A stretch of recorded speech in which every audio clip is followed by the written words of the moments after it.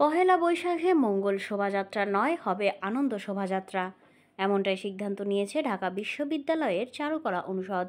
শুক্রবার সকালে ঢাকা বিশ্ববিদ্যালয়ের চারুকলা অনুষদে এক সংবাদ সম্মেলনে এই নাম পরিবর্তনের সিদ্ধান্ত জানানো হয়। এবারের শোভাযাত্রায় নতুন করে যুক্ত হবে ফ্যাসিবাদের মুখাকৃতি, যার উচ্চতা হবে প্রায় 20 ফুট।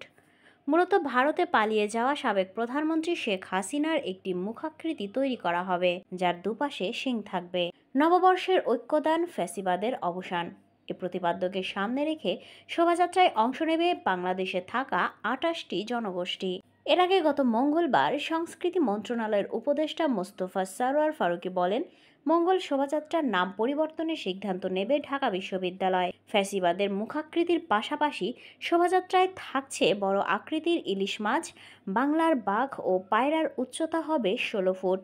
সোনারগাঁয়ে ঐতিহ্যবাহী লোকশিল্পীদের কাঠের বাঘ আর শান্তির পায়রা নির্মাণ কাজ অনেক দূর এগিয়ে নিয়েছে শিল্পীরা। 4টি মোটিভের পাশাপাশি মীর মুগ্ধের স্মৃতি স্মরণ করে একটি পানির বোতলও তৈরি করা হতে পারে।